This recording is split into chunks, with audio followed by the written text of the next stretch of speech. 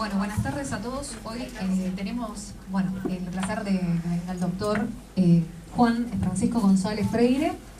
Él es abogado especialista en lo que es en el área de responsabilidad civil y ha escrito muchísima doctrina sobre este tema que hoy va a disertar en el día de hoy, todo lo atinente a responsabilidad civil. Le agradecemos al doctor que haya venido para dar esta charla. Y también nos va a facilitar lo que sería el PowerPoint que hoy en este caso va a explicar, para que después yo lo pueda subir en la página de Facebook de curso de iniciación y capacitación profesional y ustedes puedan acceder a ese material. Asimismo, igual también yo les repartí una hoja que es de responsabilidad civil, que tiene básicamente los artículos, los cambios, que igual él también va a estar hablando, pero yo lo tenía y me parece importante que ustedes recuerden esos artículos, 1113 que ya no corren y demás, para que lo tengan como una ayuda a memoria. Y para el próximo miércoles les recuerdo que tenemos la charla referente a notificaciones electrónicas. Ustedes pueden venir en este caso con la notebook y el token, para las dudas que tengan, y aquellos que no tienen la notebook, porque quizás no tienen, pueden venir igual, de todas maneras, a sacarse las dudas. Total, va a estar la pantalla y se va a explicar, en este caso, cómo se envían el tema de las cédulas y demás. Bueno, le voy a dejar directamente la palabra al doctor para que comience la charla de responsabilidad civil. Así que, bueno, doctor, le dejamos la palabra. Bueno, muchas gracias. En especial agradecer a las autoridades del colegio, a la doctora Campos, al DIAL también por permitirme o avalarme para que pueda disertar. El tema que hoy nos ocupa está ligado con lo que es la responsabilidad civil a raíz de las modificaciones que se introdujeron por medio de la ley 26994. Si bien algunos puntos ya estaban consagrados por la doctrina y la jurisprudencia, algunos se codificaron y otros, la verdad que son de alguna manera pasibles de alguna crítica o algún vacío legal, por decirlo así, que la doctrina y la jurisprudencia lo irá amoldando. Vamos a empezar principalmente, se dice que el nuevo código en materia de responsabilidad ocupa dos tipos de funciones, una preventiva y una resarcitoria. Yo voy a dejar en especial en esta oportunidad la preventiva para lo último. Prefiero empezar por la resarcitoria para dar a conocer, que seguramente ustedes ya lo sabrán, pero de todas maneras profundizar un poco en lo que es los presupuestos legales de la responsabilidad, para después sí hacer una exposición sobre la función preventiva, que para mí tiene algunas críticas que se asocian justamente a estos presupuestos exigibles, ¿no?, para la configuración de la responsabilidad. Entonces, si empezamos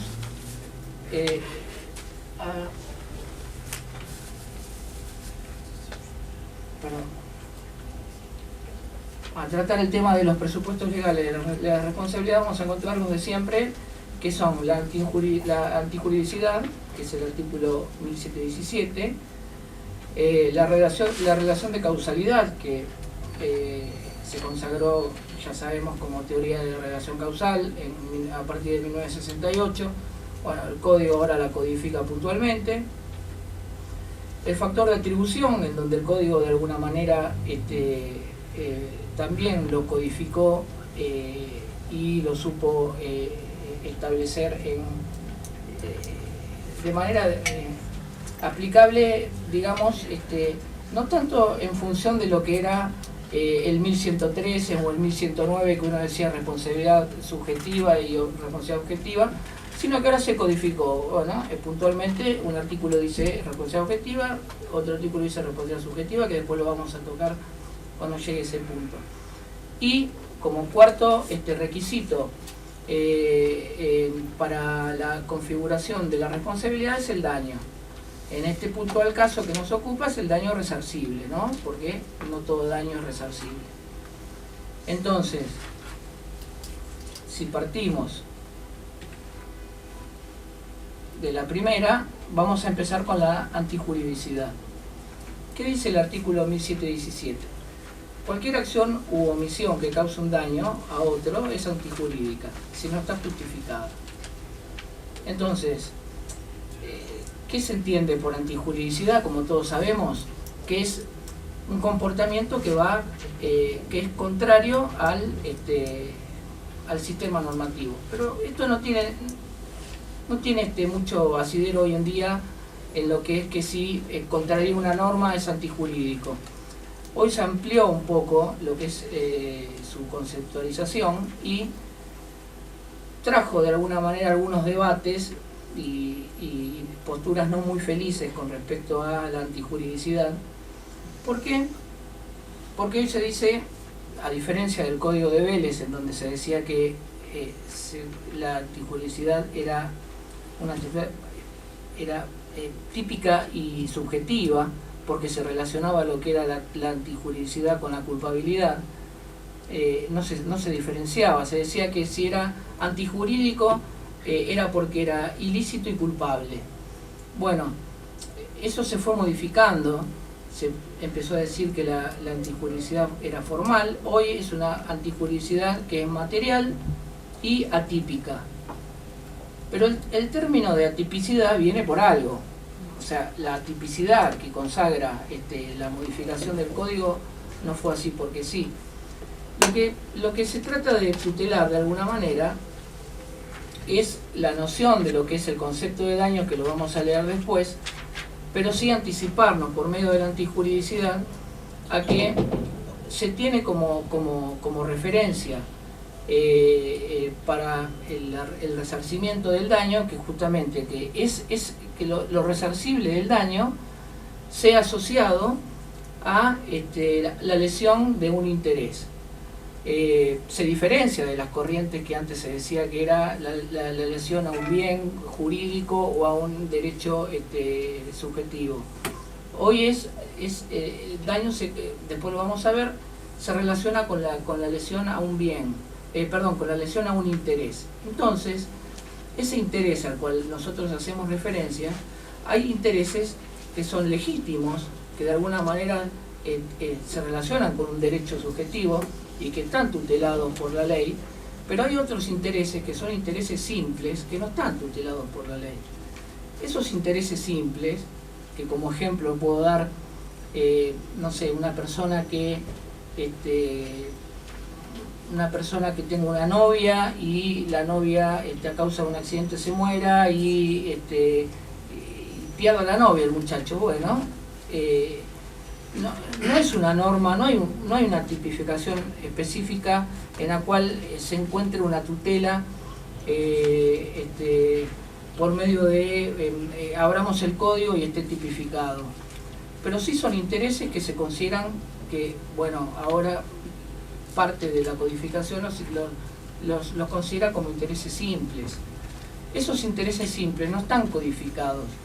Al no estar codificados esos intereses simples, se entienden que si bien no están codificados, no se contraponen con el ordenamiento jurídico. Entonces, algunos autores dicen que esa persona que tiene ese interés simple tiene derecho a seguir gozándolo, a seguir disfrutándolo. Entonces, si bien no está codificado, por el otro lado tampoco se contrapone al orden jurídico. Entonces, la tipicidad entonces es atípica, la antijuridicidad, entonces es atípica. No es típica, sí es objetiva, pero no es típica, es objetiva y atípica, porque también abarca todo lo que es no solamente lo que está codificado.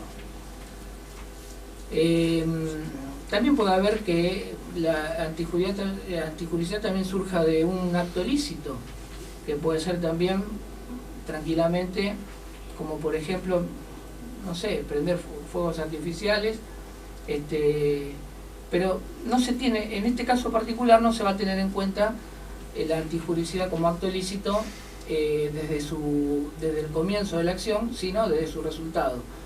Como ser, por ejemplo, si esa conducta de la gente termina provocando un daño, por más que su conducta haya sido de alguna manera no haya sido antijurídica, sí se va a tener que responder por el resultado de esa acción. Entonces tampoco es que la antijuridicidad tiene que nacer desde el comienzo del análisis de la responsabilidad. Estoy hablando de los requisitos de la responsabilidad como para la construcción de la responsabilidad civil, ¿no? Dijimos que eran 4: antijuridicidad, relación de causalidad, factor de atribución y el daño resarcible.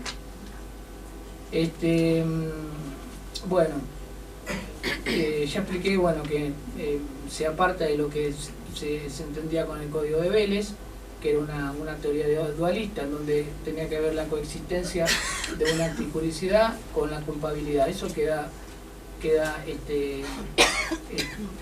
derogado y se pasa a lo que acabo de explicar de la antijuridicidad objetiva y atípica.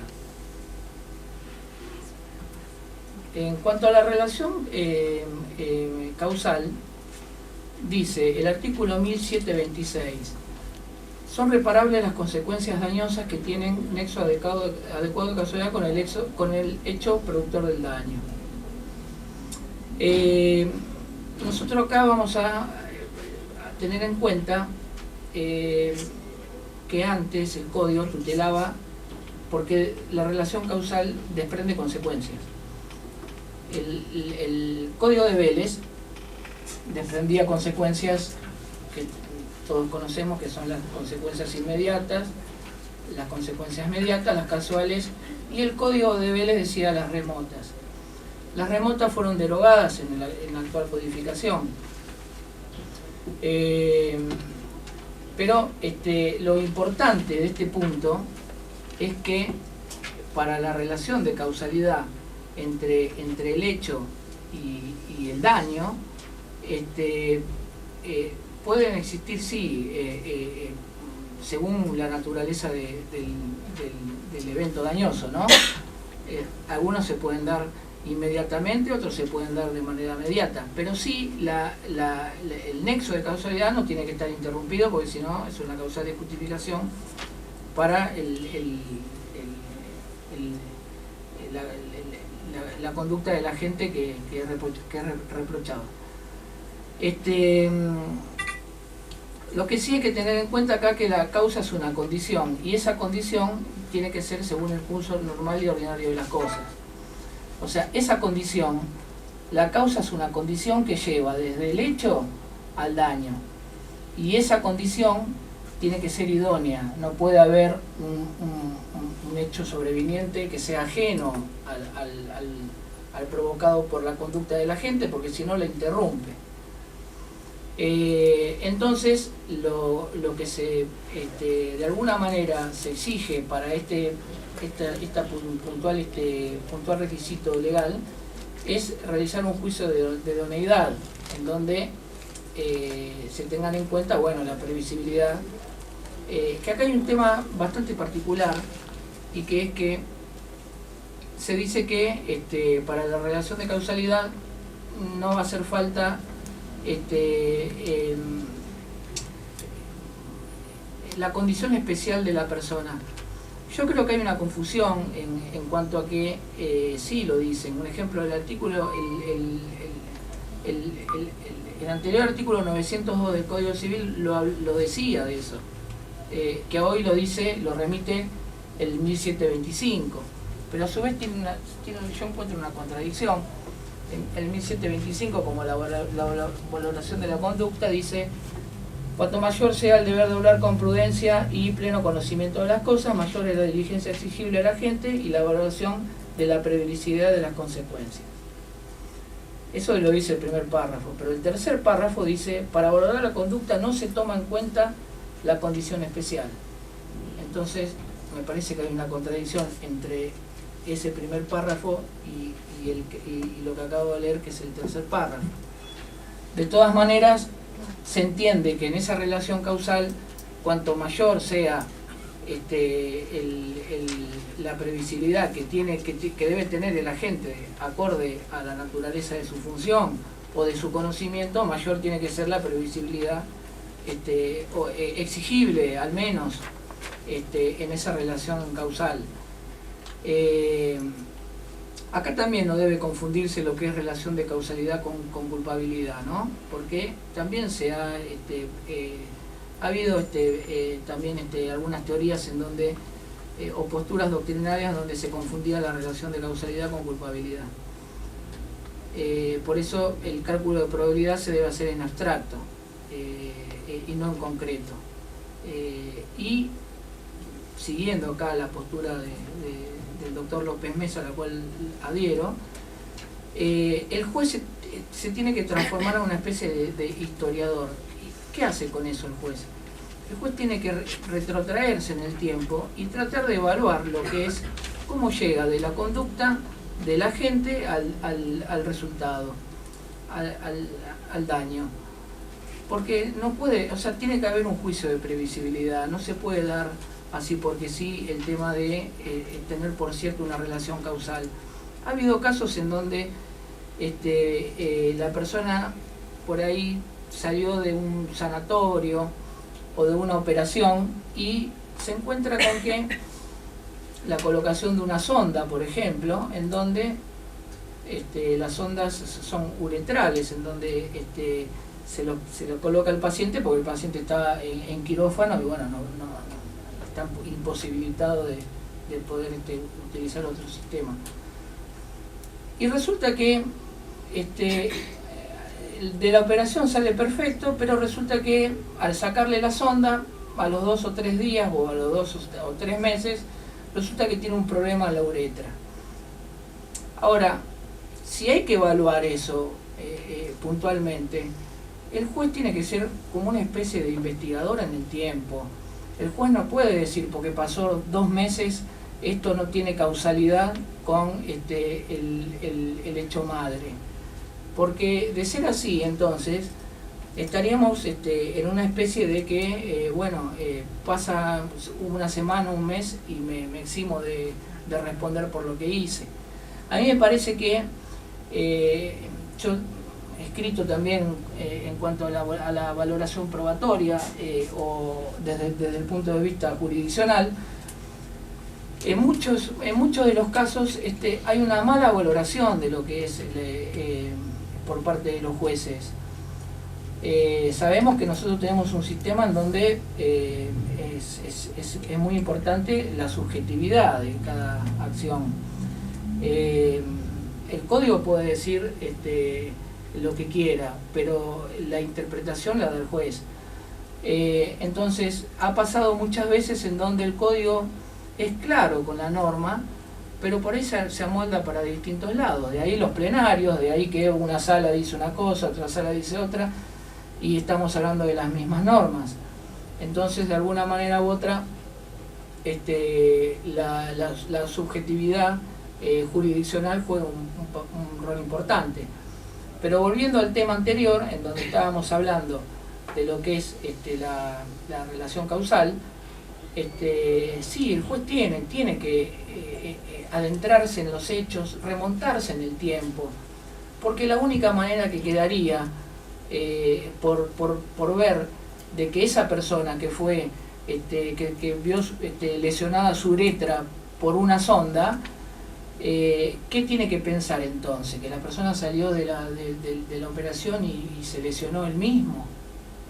O sea, es imposible que en la apreciación del juez no se remonte a esa instancia de decir, bueno, si esto no hubiera ocurrido, tampoco hubiera tenido esa lesión en la uretra. No hay que descartar ese juicio de valor que tiene que hacer el juez, porque muchas veces, porque la parte contraria en un juicio alega que dice, no, mire, pero resulta que la persona que reclama salió de ahí y se fue a hacer otro. Sí, está bien, pero no se puede descartar eso anterior, porque eso justamente es la relación causal, es lo que lleva del hecho madre al daño. Ese resultado, esa causa, esa condición tiene que ser idónea y no tiene que estar interrumpida.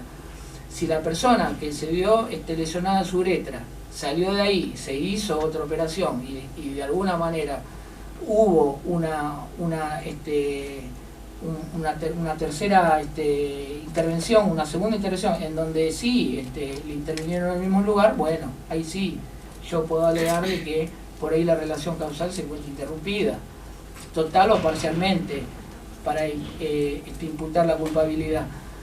Pero la verdad que de otra manera no veo por qué no puede hacerse un juicio valor de esta magnitud, y pocos son los jueces que lo hacen. Así es un hecho tenerse en cuenta que la relación causal, si bien se derogaron las consecuencias remotas, siguen estando las consecuencias inmediatas, las mediatas previsibles y las casuales. Las consecuencias inmediatas son las que surgen directamente del hecho dañoso, como consecuencia de la conducta de la gente. Las mediatas previsibles, es la consecuencia que surge del hecho madre con un acontecimiento extraordinario, pero siempre con el nacimiento en el hecho madre, con que ese hecho madre sea causal, ¿no? Porque si no estaría interrumpida. Y las casuales son casuales, son las que no se pueden prever. Así que bueno, en cuanto a la relación causal, ya tenemos entonces la antijuridicidad con algunas modificaciones, y la relación causal también con algunas modificaciones. Lo demás sigue todo igual por una cuestión de que, como dije al principio, lo venía sosteniendo la doctrina de la jurisprudencia y se codificó. Ahora pasamos al factor de atribución.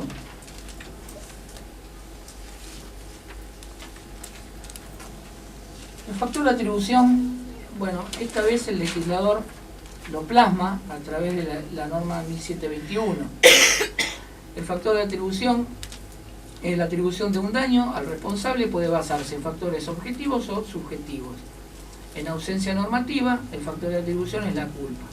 Como vemos, la culpa se presume en el nuevo ordenamiento. Pero lo que sí es para destacar dentro de lo que es ahora el factor de atribución es que se codifica puntualmente el factor de atribución subjetivo y el factor de atribución objetivo. Antes se veía en el 1109 del Código de Vélez y en el 1113, pero no se hablaba específicamente de una responsabilidad subjetiva o objetiva.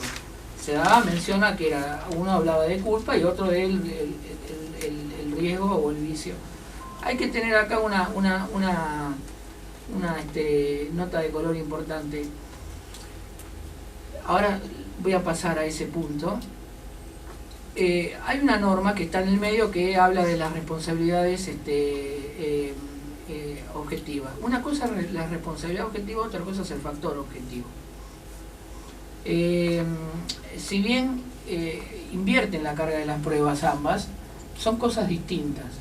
Yo creo que la han puesto, porque el 1721 habla de los factores de atribución. El 1722 habla de lo que significa el factor objetivo.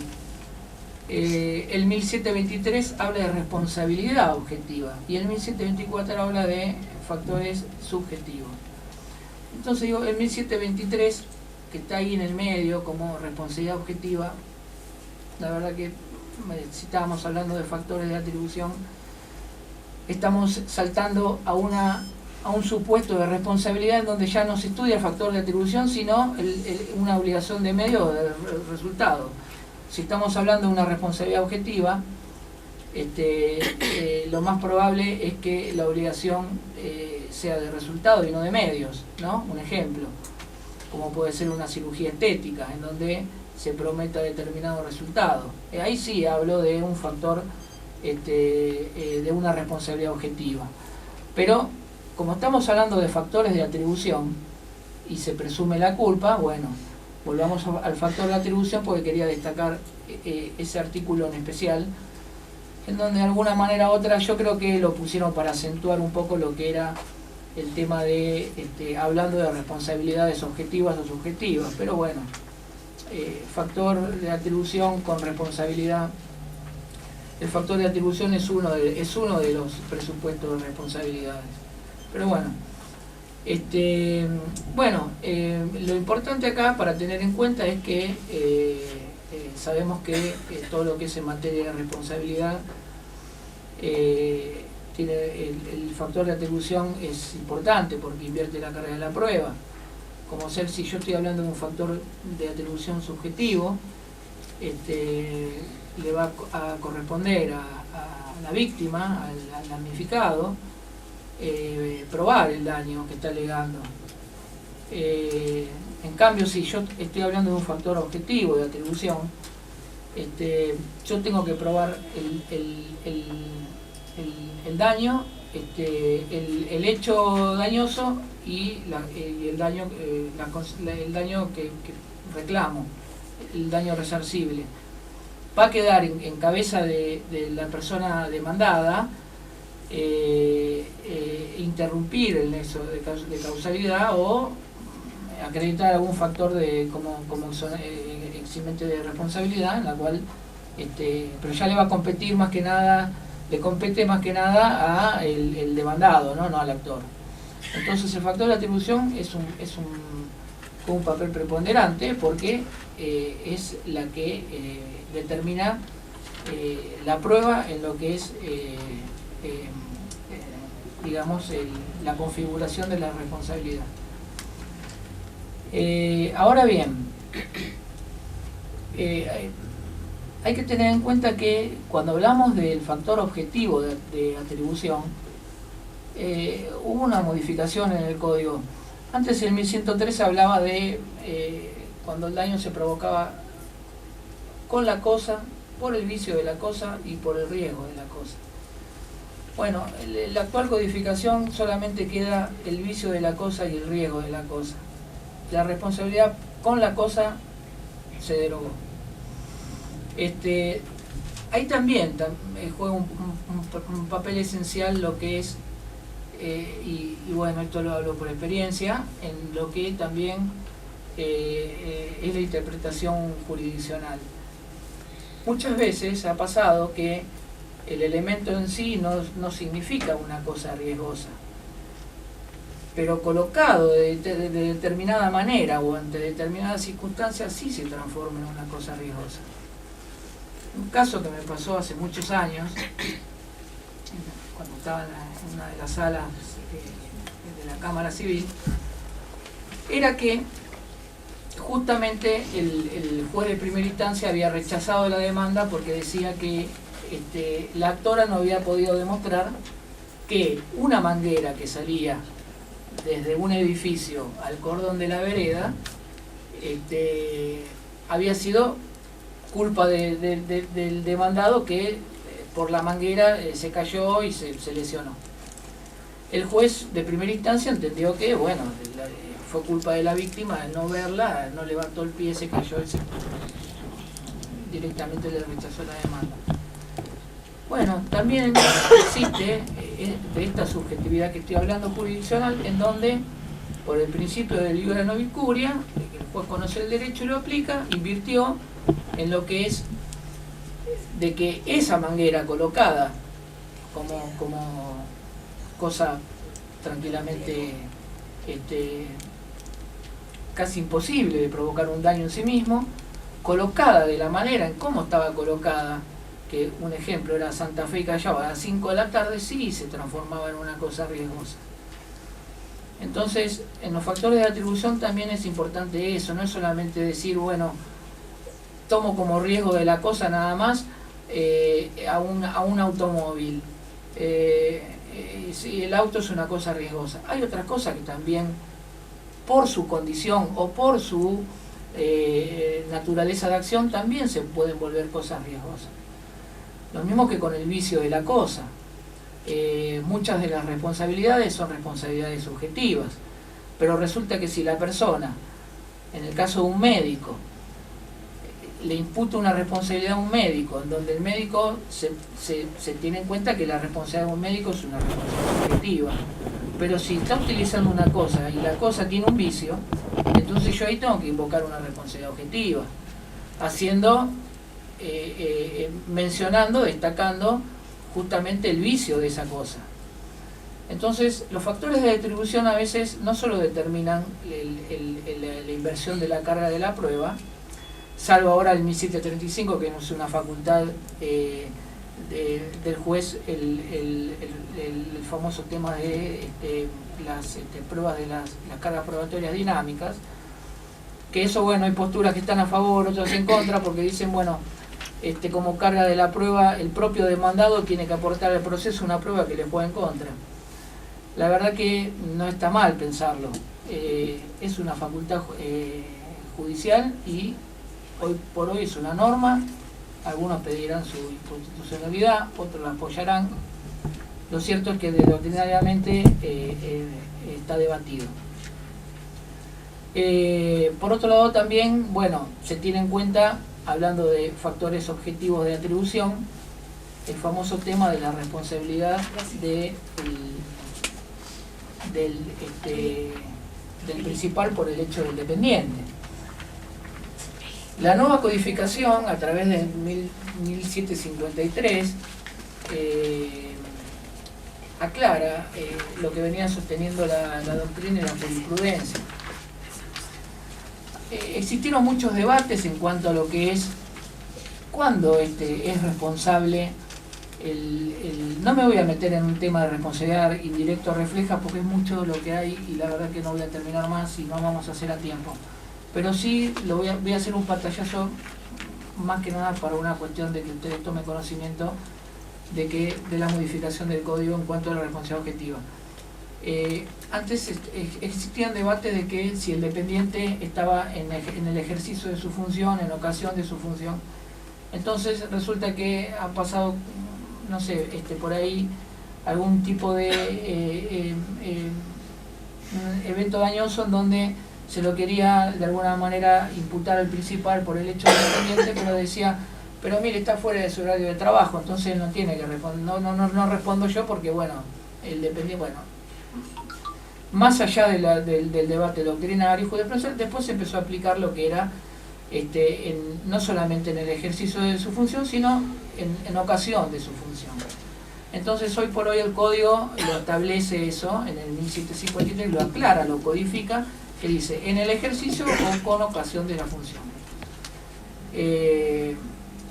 Eso como también destacable como factor de atribución objetivo, ¿no?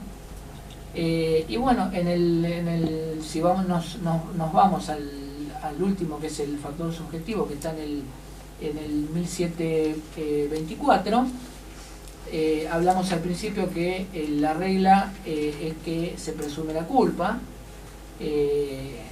y se va a tener en cuenta el 1725 que leí, que es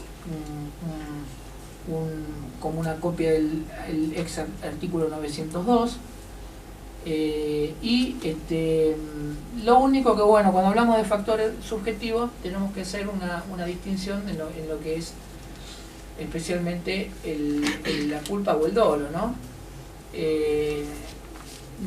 Ninguna conducta dolosa beneficia a la gente, ninguna, siempre agrava lo que son las consecuencias. El dolo despierta otras consecuencias que la culpa.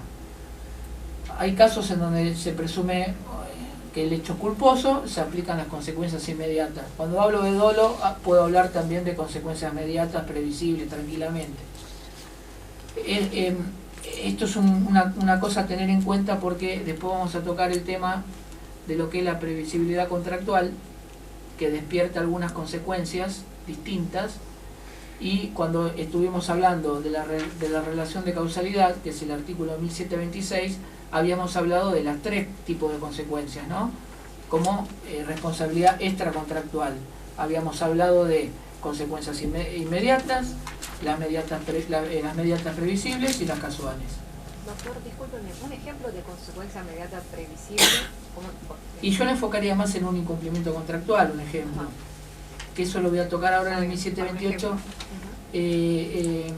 Si hablo de dolo, sí tengo que hablar de una consecuencia previsible, pero hay que hacer un poquito de énfasis en lo que es la previsibilidad contractual, porque ahí el legislador sí hizo hincapié en que no me quiero adelantar, pero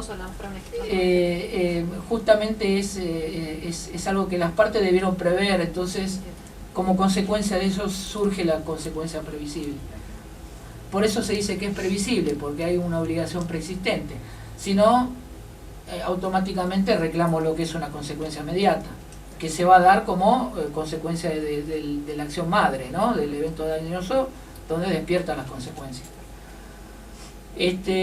Bueno, después la prueba de lo que es el factor de atribución la tenemos en el 1734, que le corresponde a quien lo alega. Lo mismo que la responsabilidad objetiva, del 1723, que dependerá de las circunstancias, como ya expliqué, si se trata de una obligación de medios o una obligación de resultados. Si es una obligación de medios, lógicamente la carga de la prueba la va a tener quien alega el daño. Si es una obligación de resultado, el que alega el daño tiene que decir, me pasó esto y sufrí esto. Lo que ocurre en el medio, que es la relación de causalidad, va a tener que ser interrumpido por el demandado o alegar alguna causa de exoneración, que ahora las vamos a ver. Pasamos al último presupuesto legal, que es el daño. Para que exista un resarcimiento, justamente tiene que existir un daño. Ese daño tiene que tener entidad, tiene que ser un daño cierto, real, tangible, tiene que haber un damnificado que lo padece. El daño tiene que ser significativo y tiene que ser subsistente. No puede existir una sentencia y que el daño ya esté reparado, porque sería un requisimiento ilícito. Es importante tener en cuenta esto que estoy diciendo ahora con respecto a lo que se requiere del daño como daño cierto, no como una amenaza, como un daño ponderable, un daño real. Porque después vamos a pasar a un tema en donde efectué una crítica en uno de mis escritos, de mis publicaciones, y ha tenido bastante apoyo. La verdad que está asociado con esto más que nada, y después se los voy a explicar. Pasamos al artículo 1737, que es el concepto de daño, que dice que hay daño cuando se lesiona un interés, un derecho o un interés no reprobado por el ordenamiento jurídico, que tenga por objeto la persona, el patrimonio o un derecho de incidencia colectiva. Este último se incorpora un derecho de incidencia colectiva, aunque la Corte ya lo había dicho en el caso Lavi, en donde había intereses, en donde abarcaba un derecho de incidencia colectiva. Tanto la indemnización, en donde habla de los distintos rubros, que puede ser el daño emergente, el lucro cesante, la pérdida de chance, o sea, hace distinción en lo que es el daño material, como lo que es el daño patrimonial, como el daño extrapatrimonial, lo van a tener en el 1738 del Código, en donde, bueno, sigue existiendo lo mismo de antes. Sí, lo que hace el Código con su modificación es que presume algunas cosas. Ante caso de muerte o incapacidad se presumen algunos rubros. Pero abocándonos a esto, vamos a tener que se sigue como antes con el Código Velezano, el tema de seguir con un daño patrimonial y un extrapatrimonial. Es importante tener en cuenta que cuando nos referimos al daño extrapatrimonial, y más que nada hablamos del daño moral, ahí sí hubo una modificación importante que venía siendo sustentada de alguna manera por la jurisprudencia, y que era el ampliar la legitimación. Mucha gente había planteado, yo incluso había escrito algo sobre el tema, y me salieron críticas por todos lados en cuanto a que el 1078, si no era cuestionado, estoy hablando del 1078 del Código derogado, ¿no? Que decía que nada más el daño moral era para los herederos forzosos, o para la propia persona que padeció el daño.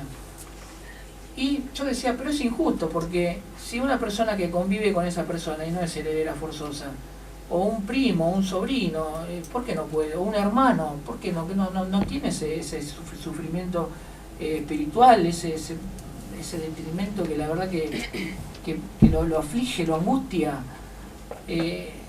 La verdad que era como una cuestión de una especie de realismo jurídico en donde la norma dice eso, hay que aplicarlo. Aplicaban directamente porque decían no, porque si no sería extensivo y vendría todo el mundo a reclamar el daño moral.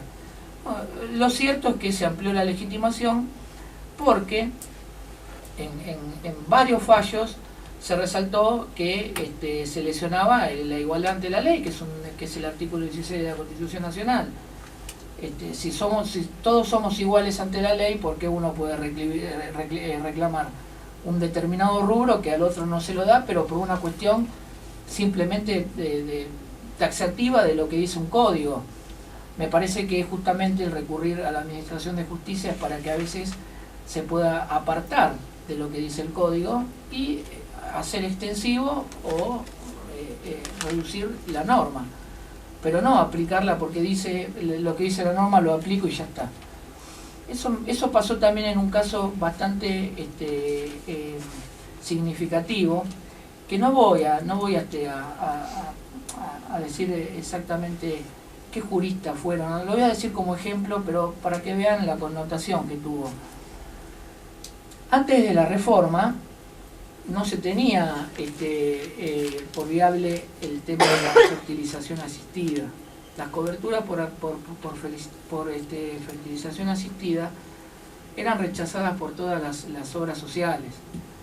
Específicamente, cuando uno llegaba a tribunales, muy pocas veces se daba, fueron muy pocos los fallos que empezaron a decir, bueno, no, que tiene derecho a concebir por medio de otra.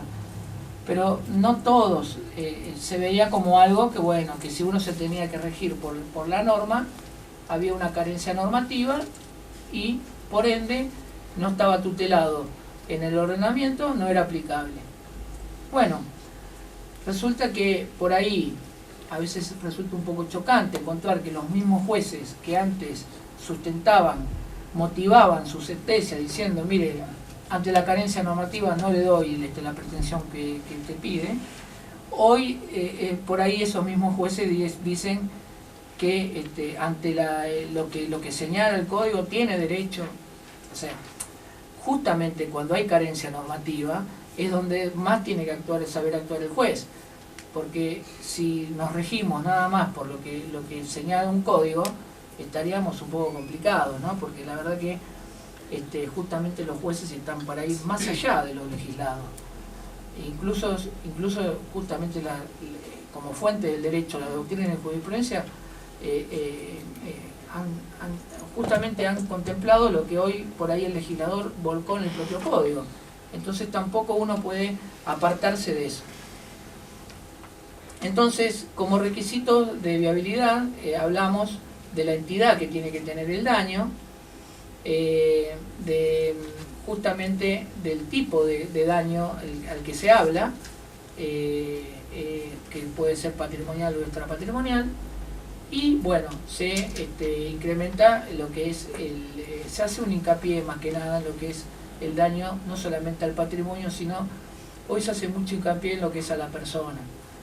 El código en distintas disertaciones se ha escuchado a importantes juristas decir que bueno, que el código se basa pura y exclusivamente en la persona, que el código anterior de Vélez no hacía tanto hincapié en la persona sino en el patrimonio. Sí, en algunas cosas sí se ha inclinado en favor de la persona, y en otras, bueno, han hecho alguna especie de vacío legal que estimo que la doctrina y la jurisprudencia lo seguirán sustentando. Entonces, tenemos los 4 presupuestos legales para que se complemente la responsabilidad civil. Entonces, ahora vamos a pasar a lo que es las causales de exoneración. Las causales de justificación del daño. Acá hay que hacer un hincapié en algo, que es que no toda causal de justificación exonera totalmente, algunas lo hacen parcialmente. Entre ellas, la que podemos destacar es en el artículo 1718, la legítima defensa, el estado de necesidad y el ejercicio regular de un derecho. Acá fíjense de alguna manera que se complementa un poco con el Código Penal, ¿no? Que son también causales de justificación de lo que utiliza la justicia represiva, la legítima defensa, el estado de necesidad y el ejercicio regular de un derecho, que ahora los vamos a analizar rápidamente porque ya de alguna manera es importante, pero bueno, hay otras también. También tenemos la asunción de riesgos, el consentimiento del damnificado, el hecho de damnificado, el caso fortuito, fuerza mayor, el hecho de un tercero y la imposibilidad de cumplimiento. Son causales de justificación. Algunas con mayores atenuantes, que pueden ser la atenuación de la responsabilidad y la dispensa anticipada de la responsabilidad, que esto ahora lo voy a desarrollar más adelante, y que todo lo que se basa en atenuación de responsabilidad, el juez puede fallar por razones de equidad. Un ejemplo, atenuar la responsabilidad y que por ahí el daño sea cometido por un menor involuntario o por un acto involuntario y de una persona incapaz. Bueno, el que sufrió el daño no tiene por qué decir, bueno, me lo provocó un incapaz, no lo puedo reclamar. Sí, lo va a poder reclamar.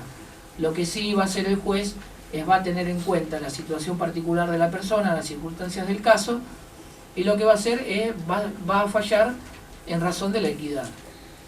Algunos lo cuestionan, otros no. El nuevo código establece en el artículo 1740 que utilizamos un concepto de reparación plena. Entonces, que es volver el estado la situación al estado anterior a suscitarse.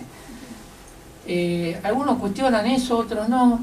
Yo la verdad que no veo por qué cuestionarlo. La verdad que si uno puede reclamar y tiene derecho a reclamar y encuentra justificación jurídica, no veo por qué no puede tener una reparación plena. En ese sentido estoy de acuerdo.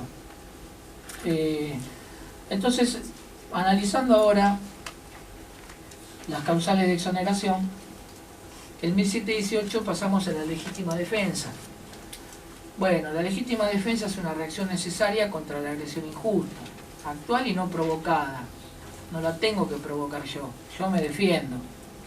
Acá citamos ya autores del derecho penal, ¿no? Como Solero, como Creus, en donde de alguna manera u otra se utiliza como causal de exoneración en el derecho penal.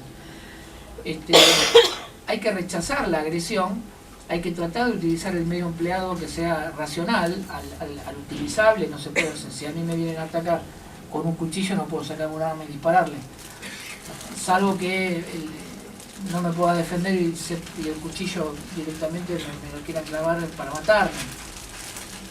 Es bastante discutible, pero generalmente el medio para repeler tiene que ser acorde al medio por el cual uno es agredido.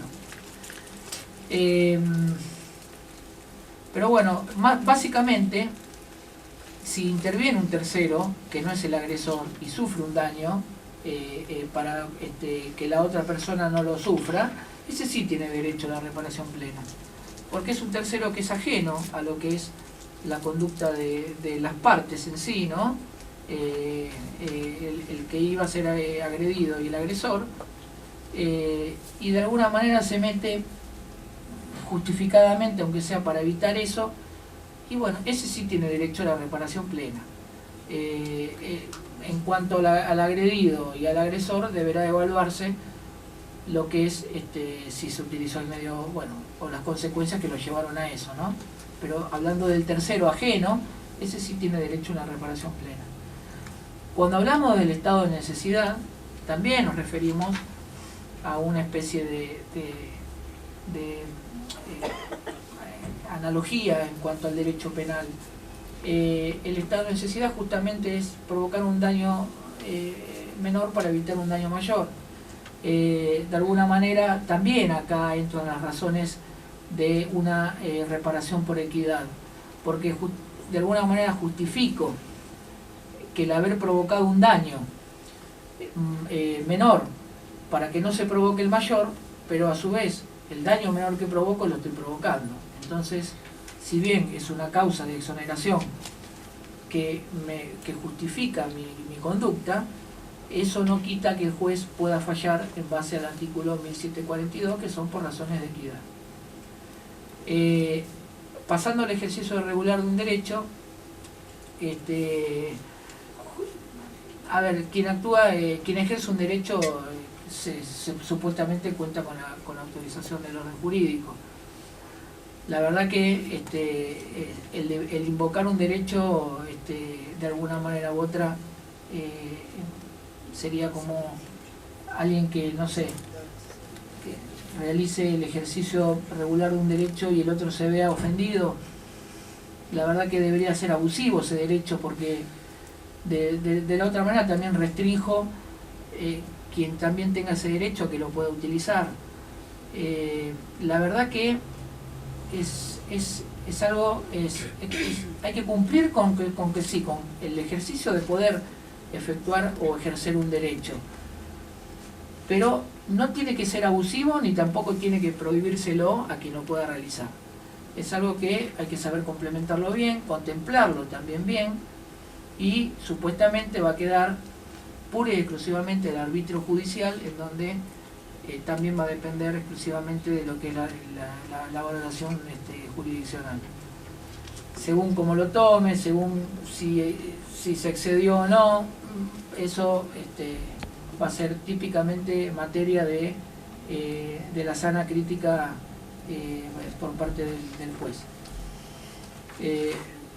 Pasamos a otras causales de exoneración, que son la asunción de riesgos, el consentimiento del damnificado. En la asunción de riesgos, también se trata de una situación que lleva a la víctima consciente o inconscientemente a asumir un peligro extraordinario o anormal que provoca un daño. A ver, también acá en asunción de riesgo el 1719 lo dice expresamente el Código, que señala que la exposición voluntaria por parte de la víctima a una situación de peligro no justifica el hecho dañoso, ni exime de responsabilidad, salvo que se interrumpa totalmente el nexo causal, que ahí sí remite al hecho del damnificado del artículo 1729, que ahora lo vamos a ver. Quiere decir que la asunción de riesgo, de alguna manera, también puede resultar como un atenuante, como una causal de exoneración parcial, por decirlo así, pero no exonera totalmente a la culpa de la gente, porque habría que evaluar a ver cuál es la circunstancia por la cual la víctima quiso asumir ese riesgo.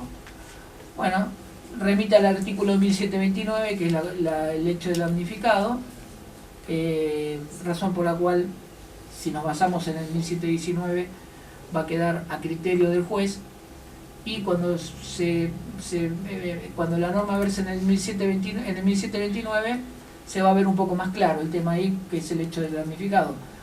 La asunción de riesgo, de todas maneras la entiendo como criteriosa, en el sentido de por ahí exonerar de alguna manera parcialmente la culpa de la gente.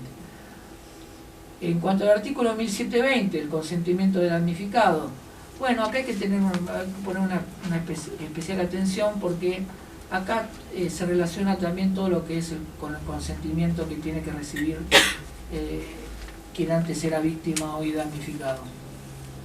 ¿Qué se relaciona con esta norma? Generalmente se relacionan los consentimientos informados, el derecho que tiene el damnificado de tomar pleno conocimiento de las cosas a las cuales se somete, el derecho a la información. La verdad que lo ponen como causal de exoneración. Está bien, yo lo entiendo que puede ser como una justificación del daño, pero siempre y cuando cumpla con la debida disposición de lo que no sea una cláusula abusiva o que se le brinde la información adecuada al damnificado, ¿no?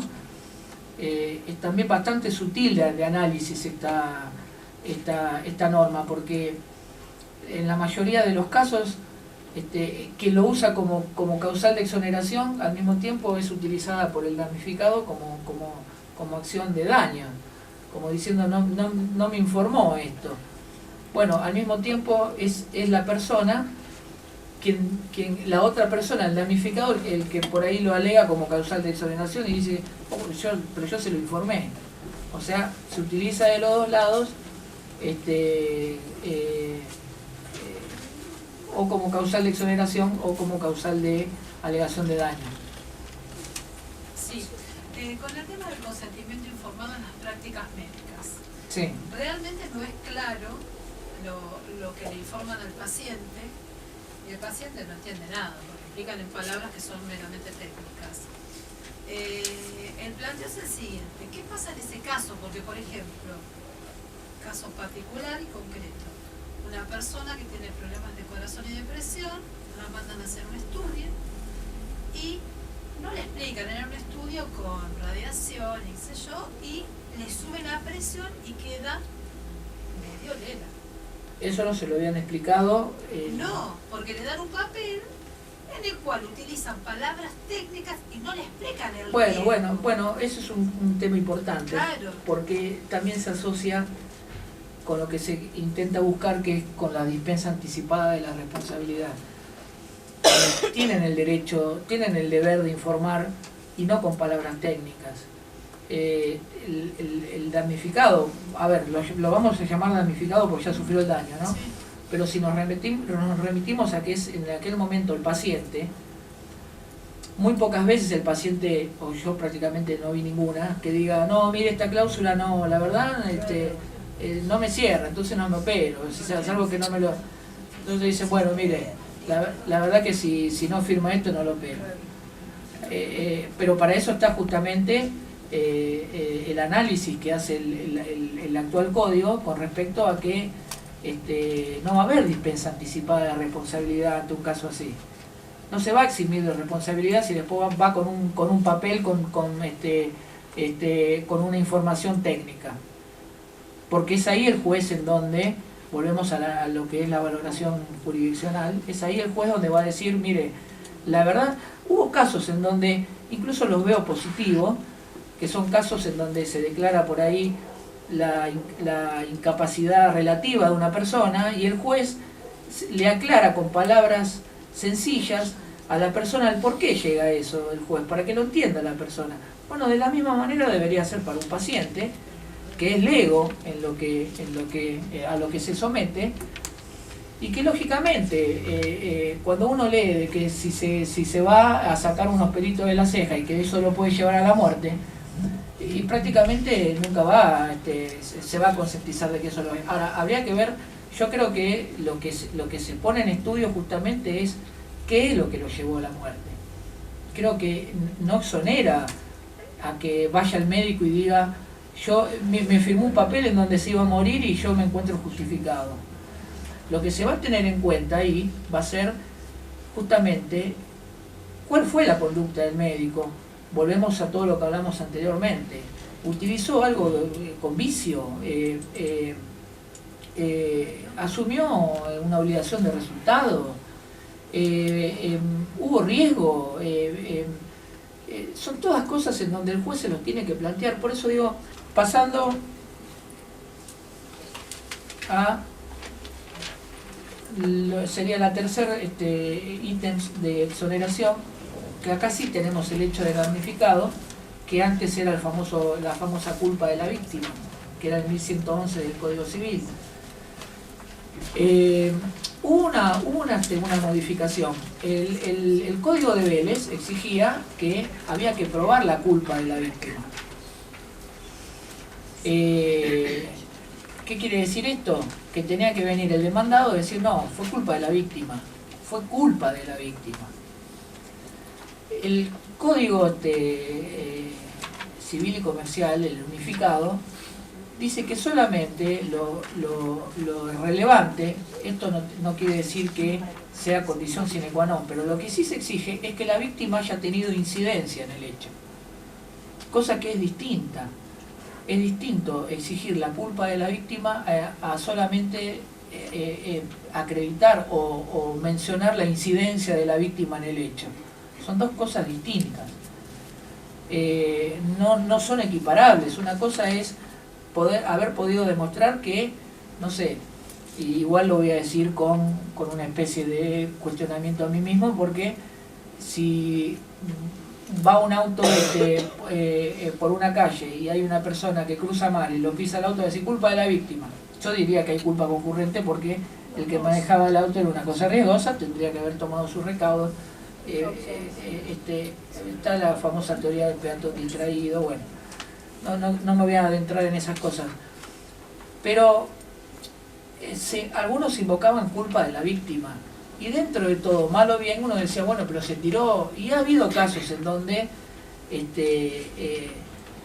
por ahí decían, bueno, fue culpa de la víctima porque la persona venía con su auto a 20 kilómetros por hora, con pleno control del vehículo, frenó, pero justo cuando frenó patinó por el asfalto porque llovía, y bueno, y la persona se le tiró, y culpa a la víctima, listo, terminó culpa a la víctima.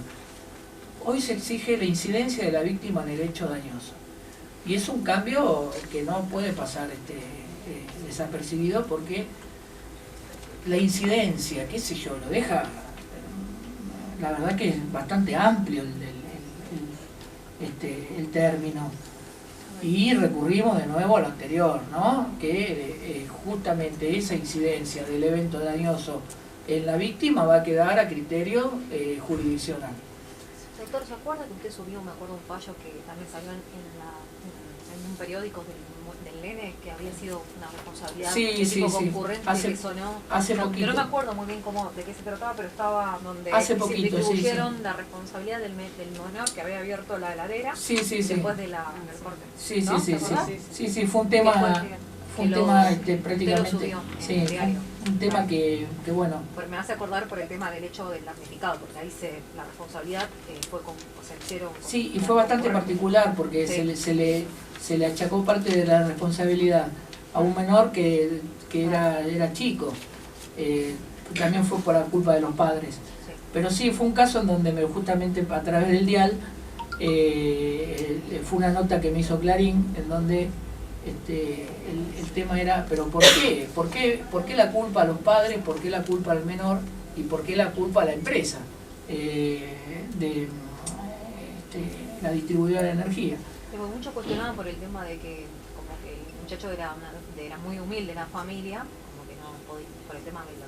Sí, ahí el análisis... Como que criticaron mucho ese fallo por eso. Ahí el análisis de ese fallo fue el siguiente, porque hubo también una contradicción en la propia motivación de la sentencia, porque la sala que resolvió ese fallo hizo hincapié en que las condiciones en las que vivía la gente eran precarias.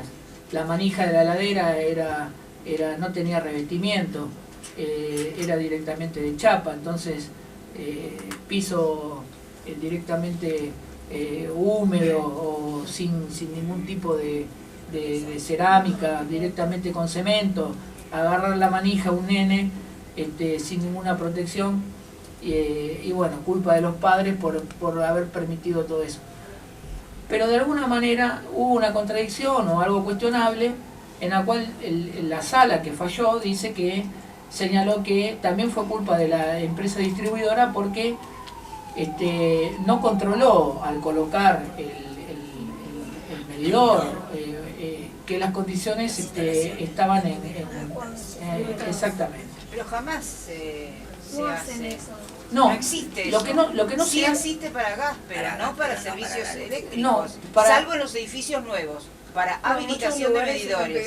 En cuanto a mantenimiento, pero para llevar la bajada de línea, uno no puede llevar la bajada de línea y dejarla así nomás, porque a ver, me dejan un cable colgando ahí Lo que tiene que hacer es, lo que no se utiliza generalmente es entrar a la propiedad para ver cómo tienen las cosas.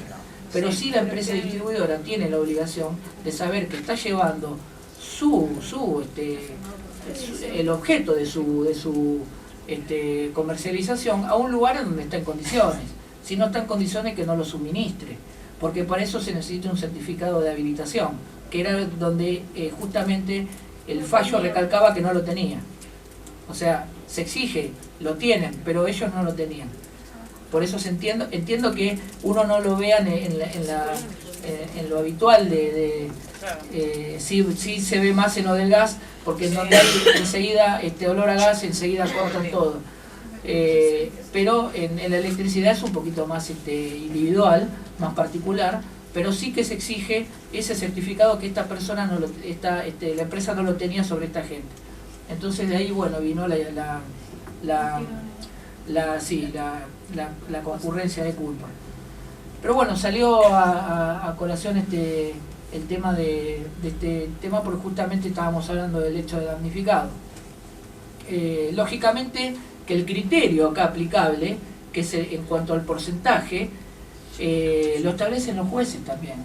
Y el periodista de Clarín me decía, pero ¿y por qué el 30% al menor, el 40% a los padres y el 30% a la empresa?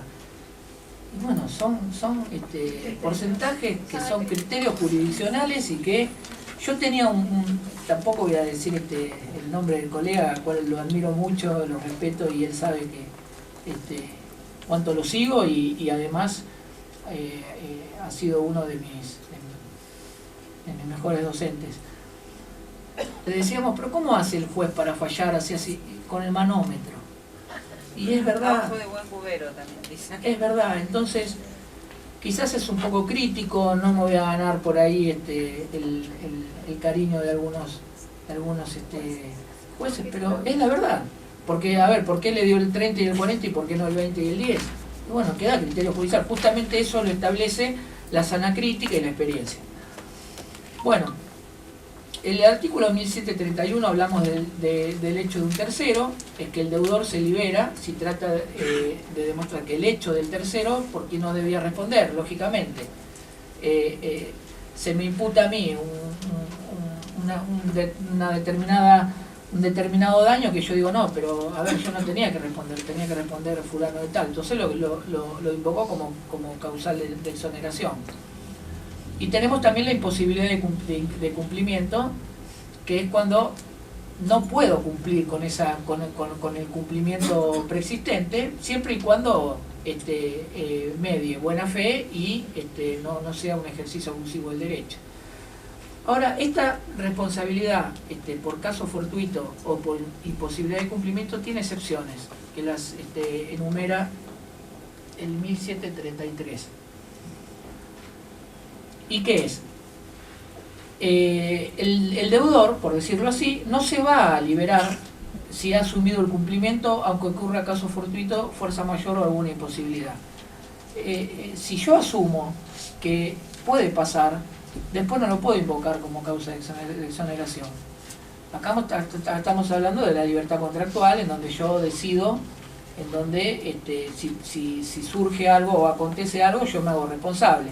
Es justamente el alia del contrato, ¿no? Lo que siempre se rigió en materia contractual. Lógicamente que, bueno, estamos hablando de que, si hablamos del caso fortuito, de que justamente no puede preverse, es raro que una persona asuma, el código lo pone como sinónimo, caso fortuito o fuerza mayor. Para el código son sinónimos.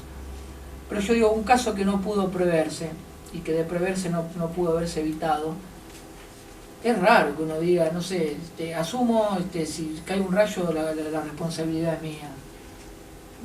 La verdad que uno puede especular que eso nunca va a pasar, pero es medio raro, la verdad, no sé. Ni tampoco he visto cláusulas que pasen en donde diga, bueno, mire que si cae un rayo la culpa es suya. La verdad no, pero bueno, está contemplado, no libera, no exonera de la responsabilidad porque justamente lo asume. Otra de las excepciones a la imposibilidad de cumplimiento es por imposición legal, o sea, si yo estoy efectuando la explotación de determinado lugar y eso origina una catástrofe natural, bueno, no puedo decir, bueno, mire, no pude cumplir, no lo exonera eso. Otra de las excepciones que no exonera también es la mora de deudor. Sabemos que la mora, lamentablemente, siempre condiciona a supeditarse o a tener que cumplir los riesgos sobrevinientes, ¿no? Y más que ahora la mora es automática con el nuevo código. Así que la mora es una excepción a poder exonerarse por caso fortuito o imposibilidad de cumplimiento. Otra de las excepciones es si el caso fortuito o fuerza mayor devienen por culpa de uno, ¿no? O sea, si uno mismo lo provoca. Como estamos asociando sinónimos, caso fortuito, fuerza mayor, digo, bueno, tiene que haber acá donde parte de la doctrina dice que es relevante que dentro de la gama del caso fortuito o de fuerza mayor en su análisis se comprenda un componente de ajenidad, o sea, tiene que ser ajeno a mi persona si establezco alguna condición de caso fortuito o fuerza mayor, porque si yo tengo injerencia en eso no puedo buscar después la exoneración, o sea, no tiene que estar asociado a algo que sea relacionado con mi propia culpa. Tenemos que si el caso fortuito o el incumplimiento es generado por el riesgo o la propia actividad. Esto está asociado también un poco a la imposibilidad legal también, ¿no? Dice, por ejemplo, lo que se puede destacar es que el banco el banco responde por un robo mano armada del dinero de sus depositantes. Y sí, o sea, el banco no puede decir, esto es un caso como el del cartelito, ¿no? del supermercado. El banco entran a robar y bueno, me tenés que ofrecer una garantía o algo, una seguridad de que no me roben adentro del banco. Si pasa algo así dentro del banco hay que hacerse responsable. No lo puedo invocar como un caso fortuito o fuerza mayor. La verdad que eso no prospera.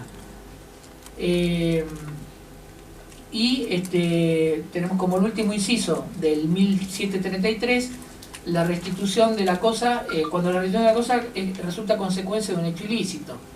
O sea, sí, yo no puedo alegar caso fortuito, fuerza mayor o incumplimiento. Un ejemplo como se pone, por ejemplo, el ladrón no puede pedir clemencia porque la cosa robada se le perdió y que se debe un caso fortuito o fuerza mayor. Bueno, entonces cuando la restitución surge de una consecuencia de un hecho ilícito, no surge como causal de exoneración. Bueno, vamos a pasar a un tema que es la previsibilidad contractual. Ya tenemos, estoy tratando de acotar por el tiempo que tenemos, porque no voy a llegar a dar todo lo que son muchos los temas, mucho el material, y estoy tratando de abarcarlo como puedo.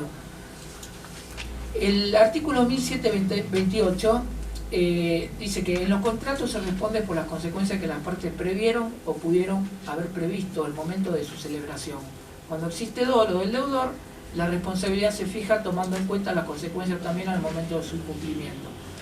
Para redondear esto, en lo que es a la previsibilidad contractual, que es lo que habíamos hablado hace un rato, el artículo 1728 viene a formar como una especie de excepción al 1726. ¿Por qué? Porque el artículo 1726, que hacía referencia a lo que es la relación de causalidad, en donde se aplicaban los tres tipos de consecuencias, no sé si recuerdan, las inmediatas, las mediatas y las casuales. En la previsibilidad contractual, por culpa, solamente se va a aplicar las consecuencias inmediatas necesarias. Únicamente van a tener injerencias las consecuencias mediatas previsibles cuando las partes las supieron prever, o que por la naturaleza o por las circunstancias de lo que están contratando y por el incumplimiento las partes entendían que esto podía surgir. ¿Cómo es esto? Y de alguna manera el anterior código lo establecía distinto, pero a su vez no lo ponía tanto en cabeza de las partes. El código de Vélez decía que si hay un incumplimiento contractual, generalmente se cumple por el incumplimiento mediante las consecuencias inmediatas y necesarias. Pero si media dolo, que anterior era el artículo 520 del Código Civil, pero cuando hablábamos del 521 del Código Civil de Vélez, que hablaba del dolo obligacional, cuando se hacía mención al dolo, se desprendían las consecuencias inmediatas previsibles. Entonces, como lo dije hace un rato, siempre el dolo agrava lo que es el factor subjetivo atribuible a la conducta de la gente, y cuando hablamos de previsibilidad contractual en el nuevo código, se deja en cabeza de las partes, que son las partes las que tienen que haber previstos esas consecuencias. Entonces esto se diferencia de lo que es la responsabilidad extracontractual. Para algunos dice la unificación de las responsabilidades. Siguen existiendo diferencias entre la contractual y la extracontractual, porque cuando hablamos de relación causal extracontractual, hablamos de los tres tipos de consecuencias que se podrían aplicar. Pero cuando hablamos de la previsibilidad contractual, hablamos de consecuencias mucho más ajustadas, y que serían las consecuencias inmediatas cuando hablamos de culpa, y cuando hablamos de que el incumplimiento surge por medio de dolo, le atribuyo las consecuencias inmediatas previsibles, pero siempre y cuando las partes las hayan podido prever, o que se entienda de que por incumplimiento puede pasar. Ya no queda tan libre. O sea, el legislador lo que buscó de alguna manera fue restringir que ante un incumplimiento contractual se pida cualquier cosa. De todas maneras, antes igual estaba también contemplado, pero bueno, ahora se acentuó un poco más, con la diferencia de que a esto se le va a sumar el incumplimiento mismo de la obligación en curso. ¿Qué significa? Yo incumplo en donde tengo las consecuencias inmediatas. Hubo dolo, sí, me aplican las consecuencias inmediatas previsibles, pero también tengo que cumplir lo que genera el propio incumplimiento en ese momento. Esto no está mal, está bien, porque en cuanto es como un plus que se le suma, porque muchas veces el incumplimiento se prevé a partir de lo que se proyecta y no del cumplimiento en sí mismo. Acá, como cuando se habla de previsibilidad contractual, además de tenerse en cuenta lo que estamos hablando del tipo de consecuencias y del agravamiento por el dolo, cuando existe dolo también se va a tener que cumplir las consecuencias, la obligación en curso, incumplida. Entonces me parece un poco atractivo desde ese punto de vista. Pero sí se deja, se coloca en cabeza de las partes que sean ellas mismas las que puedan prever las consecuencias del incumplimiento. Y si no pudieron preverlo expresamente, que se entienda de alguna manera que el incumplimiento pudo haber llevado a eso. Por eso, una de las cosas que se tiene como trascendencia en la previsibilidad contractual es que las partes entiendan lo que están pactando. Porque si no entiende, acá uno de los presupuestos relevantes en esto es el aspecto cognitivo de la persona. Porque no es lo mismo que la persona entienda lo que está pactando a que no lo entienda. Es uno de los requisitos que la doctrina entiende que no puede pasar desapercibido. Pasando ahora al otro, que es la flexibilidad contractual, la segunda parte justamente es donde se hace mención a la libertad de contratación y su relación con la responsabilidad y sus consecuencias, que es lo que acabo de explicar. Hay libertad de contratación, pero guarda que la libertad de contratación justamente no va a ser la adhesión a cláusulas abusivas, que eso ahora lo vamos a ver con la dispensa anticipada de responsabilidad.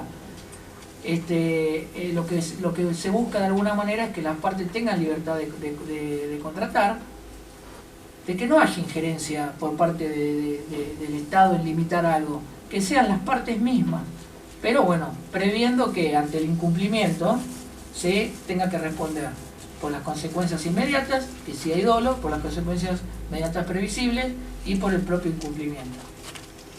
Hay una conclusión de Calvo Costa que lo puse en cuanto a que por ahí resulta relevante para eso, y que es que debe evaluarse según un parámetro subjetivo que permita determinar lo que el contratante obligado previó efectivamente o lo que pudo razonablemente prever, ¿no?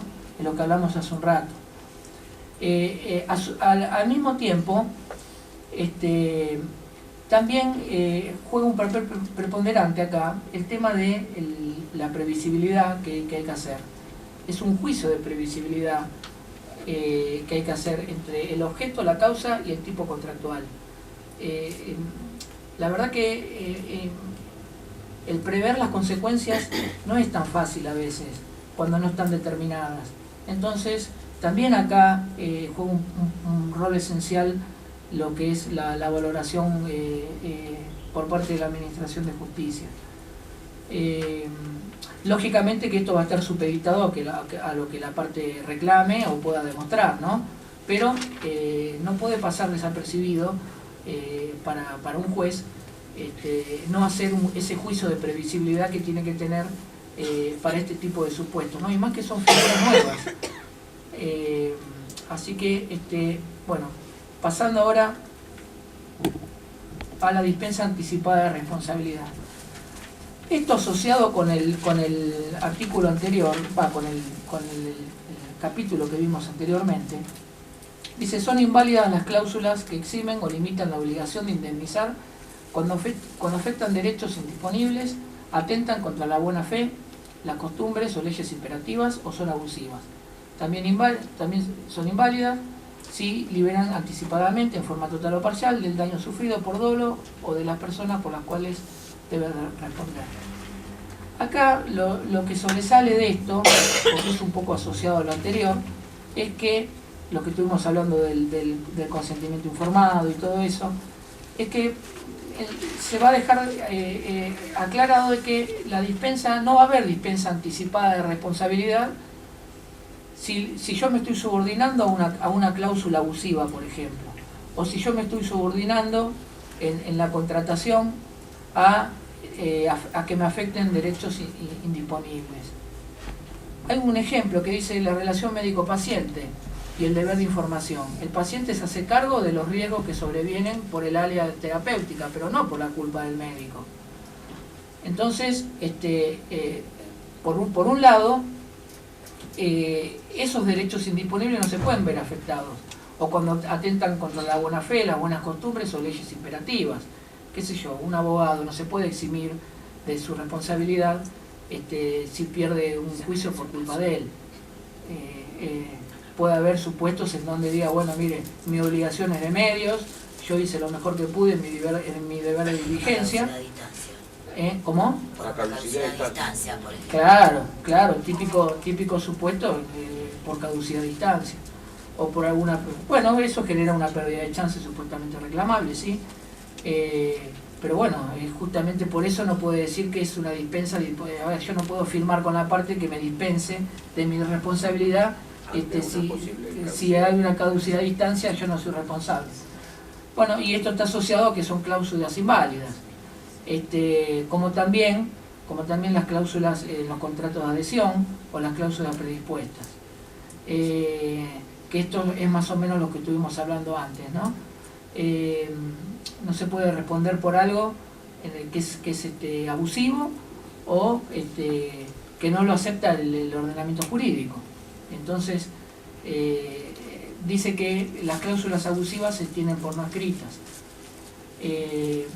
Hay que ver, en realidad, generalmente todo esto surge de las obligaciones, a veces, de lo que nosotros entendemos cotidianamente cuando uno saca una tarjeta de crédito, una cuenta bancaria. Uno no tiene posibilidad tampoco de decir, bueno, no estoy de acuerdo con esta cláusula. Bueno, sí, firma acá, firma acá, firma acá. Bueno, resulta que eso después debe ser contemplado por la justicia y ver si en la posibilidad de que en la voluntad o en la necesidad, llamémoslo no necesidad, pero en la intención que yo quise tener ese paquete bancario, no me hagan responder por cosas que no lo permite el ordenamiento jurídico. Entonces no puede haber una dispensa anticipada de responsabilidad, el decir, mire, el señor me firmó esto cuando es una cláusula abusiva o inválida. Doctor, una pregunta. Sucede, por ejemplo, que a mí me ha ocurrido un caso con respecto a los pagarés camuflados, que en este caso hace Garbarino. No, ahora yo no lo hace más, pero te hacen firmar, es un ticket, saca un ticket y te dice, sí, firma acá, por ejemplo, para tener un préstamo. Y vos no sabés, porque tiene forma de ticket y más, y por la necesidad que ahora estamos hablando, de sacar un préstamo y demás, de tener el dinero, obviamente, ¿qué hace? Firma un pagaré y está totalmente desinformado, o sea, en realidad sabe que va a obtener un préstamo, pero no que va a firmar un pagaré. Bueno, ahí es una cuestión bastante compleja, ¿no? Porque la mayoría de los casos, y hay mucha gente que no lo sabe, es que además de obligarse con el crédito en sí, firman un pagaré, tienen una deuda doble. Entonces, en principio me parece que ante supuestos así, la persona debería primero asesorarse, no ir y firmar, porque vienen con el hecho consumado ya. Claro. Vienen a decir, ya firmé el pagaré. Bueno, quizás se podría cuestionar. Se puede cuestionar porque no... Quizás habría que ver el por el lado de defensa consumidor. Yo fui a un COPREC, digamos, por el lado de defensa consumidor y demás. Y inclusive el abogado de Garbarino me dijo, sí, doctora, tiene razón. En lo que dice hay mucha jurisprudencia, pero digo, como tiene algún tipo de... No, se puede dispensar en este caso de bueno, lo que queda exento de esto, como algunas estamos hablando de lo que volvemos al apartado anterior, que era la previsibilidad contractual, claro, que dentro de esa previsibilidad no entran los contratos de consumo ni los derechos al consumidor. Ajá. Eso se rige por una ley especial. Pero yo estimo de que, a ver, si habría que ver las condiciones, por eso se dice que al determinar la responsabilidad de la persona se tiene que tener en cuenta las condiciones personales, las circunstancias del caso. Yo creo que si va una persona indigente y firma un pagaré, la verdad que, no sé, qué sé yo, en realidad, si no tiene con qué responder, dudo de que se preocupe si quiere levantar ese pagaré, pero si realmente es estafado en su buena fe y lo ve lógicamente que está mal, para mí se podría atacar por una cuestión de justamente atacar el tema de lo que es el abuso o por ahí lo que es como por ahí ya no sería una cláusula, porque no es es firmar un documento, pero sí por ahí atacarlo desde el punto de vista de lo que es el estado de vulnerabilidad de la persona también, sí. Sí, pero los pagarés son incausados, entonces es difícil por ahí atacarlo por ese lado. Pasa generalmente también con los jubilados, que le otorgan todo tipo de créditos y que después no... Son temas amplios y que de alguna manera dan para un debate bastante complejo, pero al menos se está dando de alguna manera u otra algún tipo de soluciones por medio de esto. Yo creo que lo otro tiene que ser como un complemento de lo que se utiliza, como para decir, bueno, ya que tengo estas herramientas, veo por qué lado puedo defender el derecho. Pero taxativamente no dice nada, ante la firma tal y tal y tal, usted puede hacer tal cosa. Claro. Deberá ser el profesional el que encuentre el hueco para ver por qué vía le resulta más viable, explicarle al juez el abuso de eso. Bueno, pasando acá hay un tema que, ya diferenciándonos de lo anterior, es un tema que, bueno, yo esto lo supe exponer en distintas doctrinas que publiqué. El nuevo código codifica la acusación calumniosa. Antes esta se comprendía en el artículo 1090 del Código Civil, que dice: los daños causados por la acusación calumniosa solo se responde por dolo o culpa grave. El denunciante o el querellante responde por los daños derivados de la falsedad de la denuncia o de la querella si se prueba que no tenía razones justificables para creer que el damnificado estaba implicado. Acá hay un tema. Ustedes no sé si recuerdan que con la afectación al honor de la persona, había dos corrientes en la cual uno podía ejercer este tipo de daños y perjuicios por la afectación al honor, y que más de uno por ahí lo habrá hecho. Y uno era porque la persona conocía que lo que estaba denunciando era falso, o la otra era por la denuncia precipitada, llevada a cabo con ligereza, sin tomar el más mínimo recaudo. En una, lo que diferenciaba de la otra era que se comprendían otro tipo de consecuencias. Pero uno sí podía decir, de hecho, que hay un fallo en el cual lo puse como ejemplo, en donde no se requería culpa grave o dolo. Para acá el codificador, ¿qué hizo? Codificó la acusación calumniosa, pero nada dijo de la denuncia culposa. La denuncia culposa se establecía en el artículo 1109 del Código Civil. Cuando uno no podía recurrir a la Administración de Justicia por el 1190, por el 1090, recurría por el 1109. 1190, si no me equivoco. Recurría por el 1109. Entonces, ¿qué pasa? No, 1090, perdón, 1090. Pero, ¿qué pasa? Cuando no veía ese dolo o esa culpa grave, o sea, que la persona que lo denunciaba no estaba falseando de alguna manera la imputación, pero a la persona también le genera el hecho de tener que recurrir a la investigación penal, la pueden llamar a, qué sé yo, indagatoria, hasta que surge su sobreseimiento. Bueno, todo eso también generaba el que tenga que responder por daños y perjuicios. Y había jurisprudencia encontrada. Algunos decían que no se podía exigir a la víctima que profundice como si fuera un experto para ver si eso genera o no la culpabilidad en sede penal del imputado. Pero había otra jurisprudencia que era la predominante, la que justamente, como a modo de ejemplo, dice: no resulta necesario que se haya actuado con conocimiento de la falsedad y con intención de dañar. Basta que el autor de la denuncia o querella haya procedido con culpa o negligencia al efectuar la imputación. Es decir, se genera un supuesto de coacidilito civil. Este es un fallo que hoy por hoy no se podría aplicar con este código, porque este código lo que requiere es culpa grave o dolo. Se requiere de acusación calumniosa, nada habla de lo que es la denuncia culposa. Entonces, a mí me parece que en la intención que se tuvo de, no en el apuro, pero sí en las manos que le han metido, no la comisión redactora de origen, pero sí por cada uno que pasó después el tema de la codificación, se olvidaron de algunas cosas y esta es una.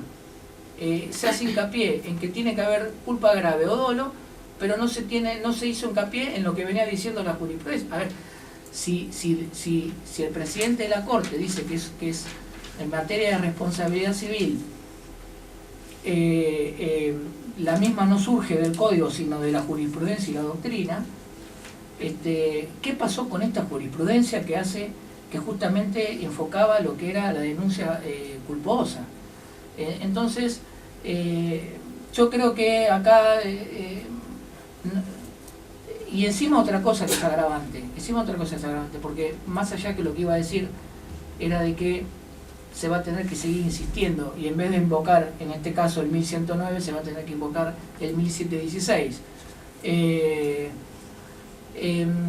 Yo creo que acá hay otra cosa que es peor todavía, y que es que se le exige una prueba negativa a la persona de su denunciante de que no tenía razones, como dice el código.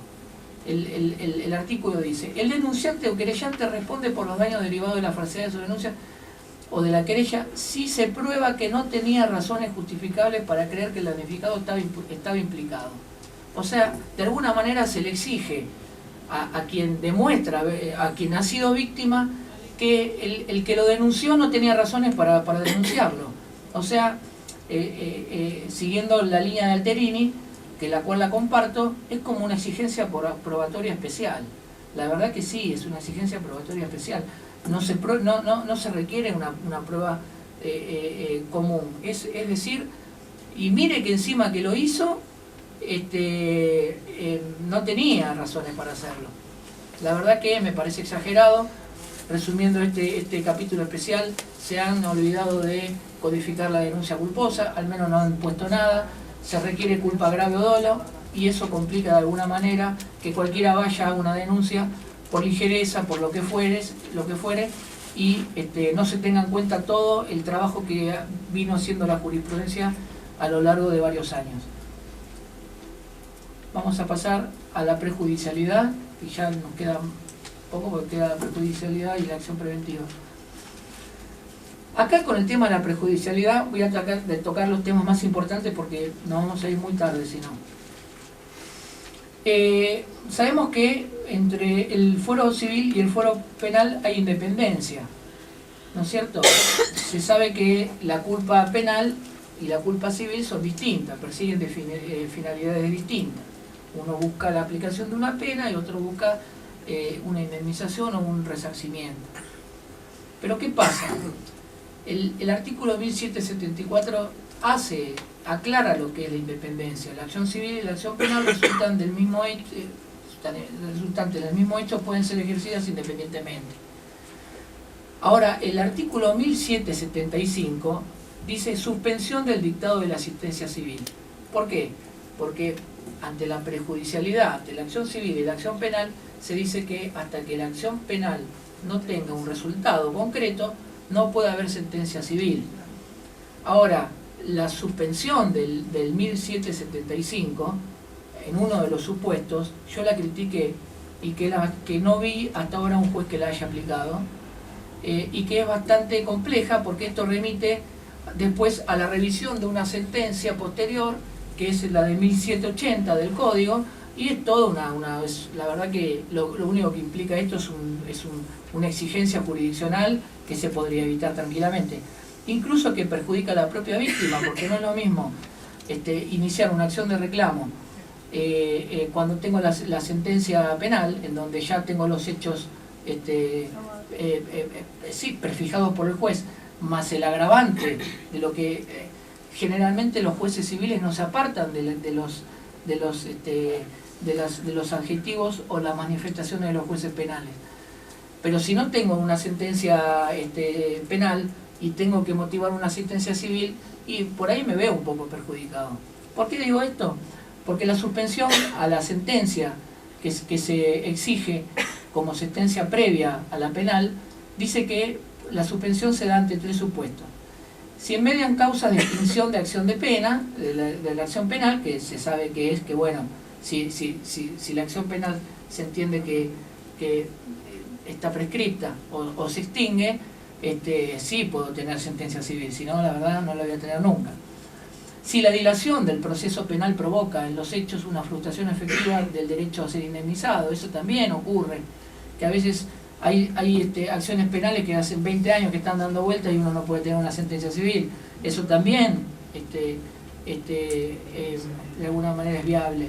Ahora, el inciso C del 1775 lo cuestioné por todos lados, y es si la acción civil por reparación del daño está fundada en un factor objetivo de responsabilidad. ¿Por qué hicieron esto? Bajo el argumento de decir, sí, puede fallar el juez civil. ¿Por qué? Porque no se está fallando en contra de la culpa del imputado. No me estoy refiriendo a la propia persona del imputado, me estoy refiriendo a la persona de un tercero civilmente demandado. Un supuesto de un accidente de tránsito en donde yo tengo al imputado en sede penal persiguiéndolo y resulta que digo, ¿para qué voy a esperar la sentencia penal si tengo el seguro para demandarlo en sede civil? Ahora, esto trae consecuencias también, porque yo digo, el tercero que es civilmente demandado, digo, ¿qué pasa si después, a posteriori, como dice el 1180, acá que dice sentencia penal posterior, dice la sentencia penal posterior a la sentencia no produce ningún efecto sobre ella, excepto en el caso de la revisión. Y dice en el inciso B, en el caso previsto en el artículo 1775, inciso C, si quien fue juzgado responsable en la acción civil es absuelto en el juicio criminal por inexistencia del hecho que se funda la condena civil o por no ser su autor. Digamos que yo civilmente condeno a una compañía de seguros a que me resarza por una cuestión de que su asegurado me lesionó. Y vamos a suponer que posteriormente, efectivamente, una sentencia civil le imponga la obligación de reparar el daño. Y vamos a suponer que una sentencia posterior diga, mire, el hecho no ocurrió, o quien fuera imputado no tuvo participación en el hecho. ¿Qué pasa con eso? Dice, bueno, en todo caso tendrá podrá ir y podrá reclamar al tercero civilmente demandado, el tercero podrá reclamar, y si la persona que cobró se insolventó, si no se encuentra más, digo, ponemos en víctima a un tercero civilmente demandado. Para mí este inciso es sumamente cuestionable, lo cuestioné en varias publicaciones que hice, y no encuentro un juez que diga, venga que voy a fallar, aunque todavía no tenga la sentencia, porque persigo una responsabilidad objetiva. Primero, que trabaja 2 veces, por si hay una revisión futura. Y segundo, que es posicionar en víctima a un tercero civilmente demandado. La verdad que yo no entiendo cómo surge una excepción a la suspensión del dictado de la sentencia civil basado en un supuesto de estos, en la cual puedo poner en víctima a una tercera persona que no tiene nada que ver, o porque seguro tiene que afrontarlo. La verdad que eso yo no lo comparto y lo cuestiono. Y vamos... bueno, esto lo voy a hacer con un pantallazo rápido, que son las razones por las cuales el juez civil puede rever lo actuado en sede penal, siempre y cuando el hecho investigado se haya, o sea, que el hecho haya existido y que quien fuera imputado haya sido su autor o haya tenido participación en el hecho. Si el sobreseimiento dice que el hecho no se cometió, o que la persona no fue el autor o no tuvo participación, el juez civil no lo puede rever, es cosa juzgada.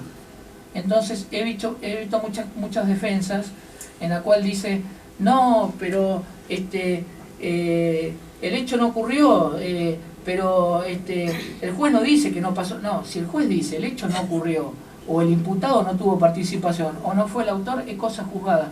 El juez civil no puede rever el tema que se vio en sede penal. Lo resumí para poder llegar con acción preventiva. Bueno, y vamos al último tema, que lo dejé para lo último porque previo a esto debíamos ver los presupuestos legales de responsabilidad. Yo acá encuentro, a ver, hay mucha gente que está a favor de la acción preventiva y hay otras que, como yo, la cuestionamos. Yo creo que cumple una función. Yo he escuchado también argumentos a favor diciendo es un proceso autónomo de fondo. Perfecto, es un proceso autónomo. Pero si a mí el legislador me obliga de alguna manera u otra a que yo tengo que tener para la configuración de la responsabilidad civil, yo tengo que tener, por cierto, el encuadre legal de lo que es tener un daño cierto, no me pueden venir después a decir que para prevenir un daño, el inciso A es evitar causar un daño no justificado. Si yo evito causar un daño es porque no ocurrió el daño. Y si el daño no ocurrió, entonces no puedo hablar de responsabilidad. ¿Qué quiero decir con esto? Si hablo de no agravar el daño, sí puedo de alguna manera decir, mire, a manera por ahí de interdicto o de medida cautelar, de agarrar y decir, bueno, mire, si sigue ocurriendo esto, se me agrava el daño, entonces, señor juez, frénelo. Hasta ahí sí estoy de acuerdo.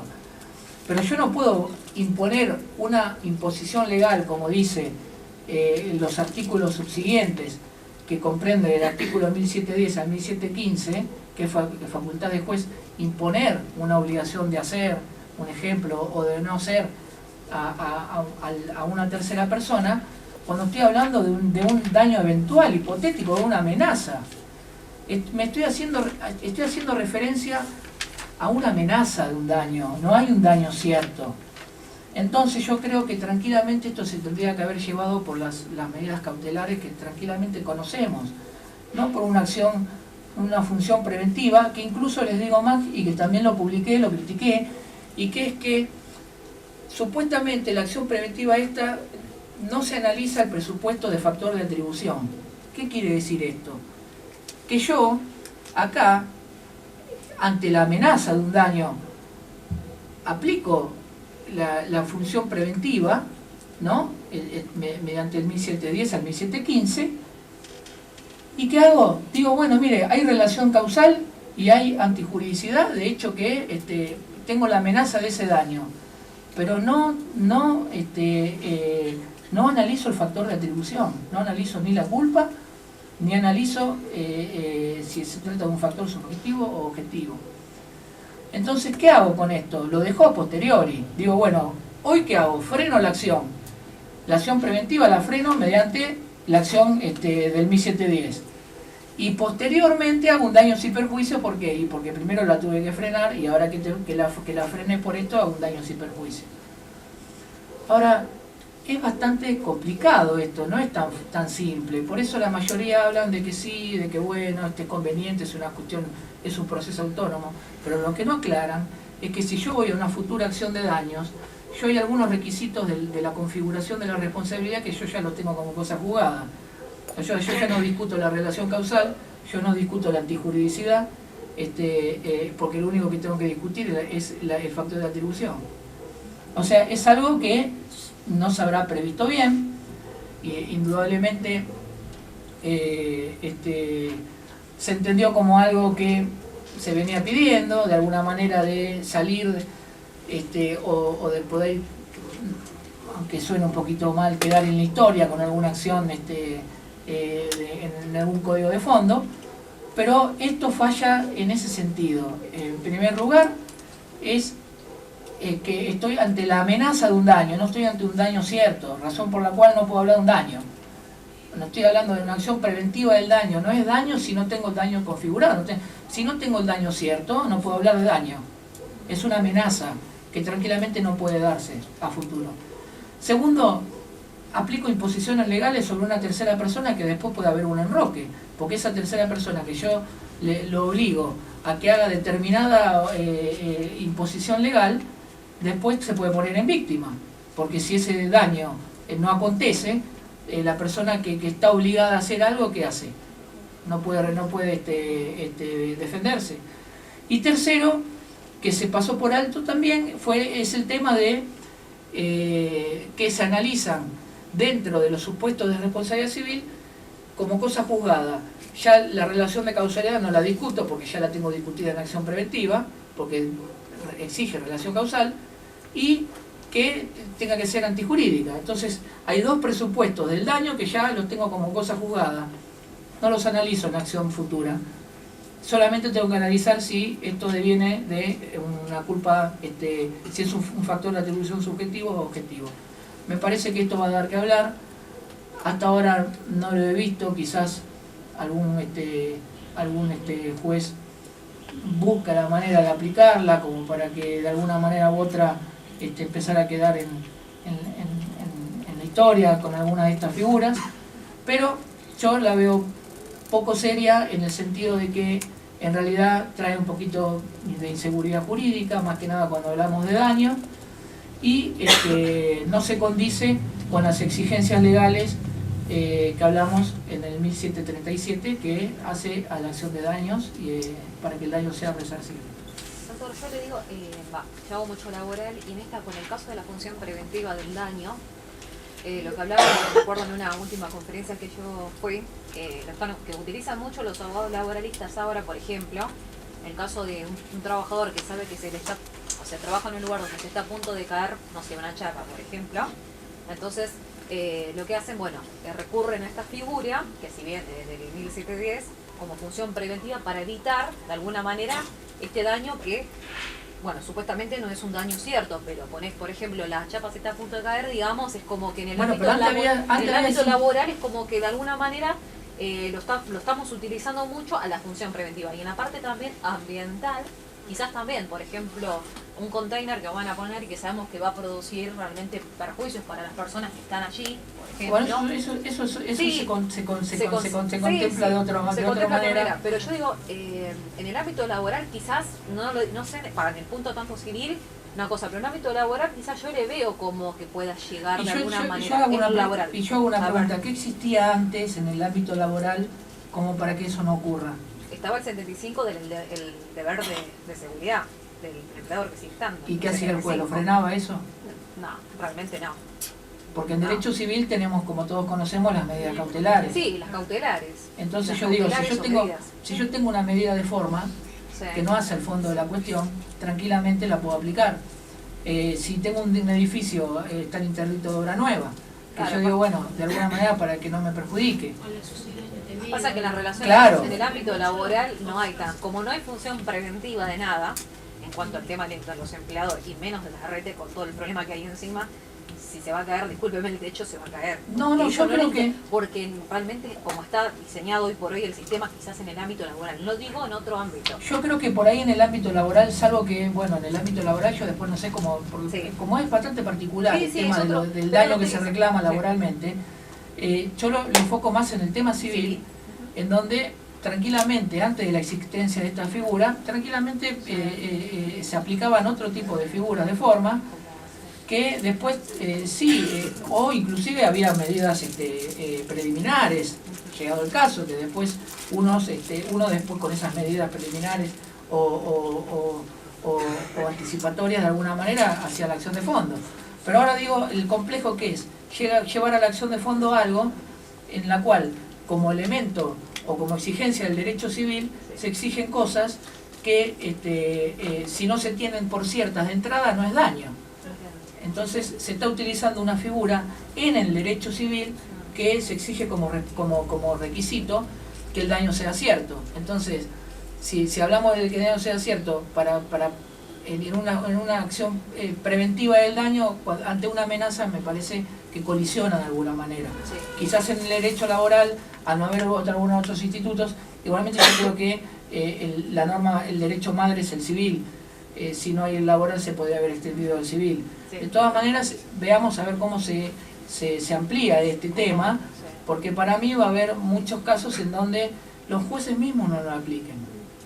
Porque después va a haber supuestos en donde la persona que se tuvo que soportar la imposición y no ocurra ese daño, un ejemplo, no se caiga la chapa, va a tener que agarrar todo.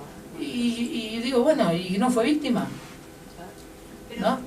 Perdón, podría ser también atacada una sentencia que surja de la aplicación de esta acción de nulidad, porque habría también un cuestionamiento al juez que la aplica, porque había, para mi criterio, un prejuzgamiento de... Bueno, son todos supuestos que son como colorarios de todas estas cosas, en donde se tendrían que haber evitado de alguna manera y seguir con lo otro que estábamos muy bien, para evitar, porque todo eso que lleva a mayor ejercicio jurisdiccional, o nulidades o sentencias de revisiones por sentencias penales. Aparte se requeriría también de un proceso más amplio para la parte investigativa, o sea, podría ser atacado de la parte probatoria también, porque acá sería inconsistente de acuerdo a lo que usted está diciendo. Y a mayor abundamiento que está el demandado, que no puede hacer pleno ejercicio de su derecho de defensa en juicio, porque no puede articular de que él no tiene la culpa. Exacto. Lo tiene que dejar para un proceso futuro. A todas luces inconstitucional. Yo la verdad que la veo cuestionable, pero bueno, hay mucha gente que está de acuerdo, veremos con el devenir. Así que bueno. Doctor, ¿a qué tipo de proceso sería? Es un proceso de fondo, autónomo. Es como si iniciaras una acción de daños. Es autónomo, o sea, no es cautelar como invocando una norma de un código de procedimiento. Eso es justamente lo cuestionable. Así que bueno, espero verlos qué sé yo, abarcado. Bueno, no, le pregunto brevemente si alguno no tiene una pregunta y ya para dar por finalizado, ¿no? Al final que hacen alguna pregunta al doctor. ¿Ninguna? Si no hacen preguntas es porque estuve bien. Sí, claro. Muchas gracias.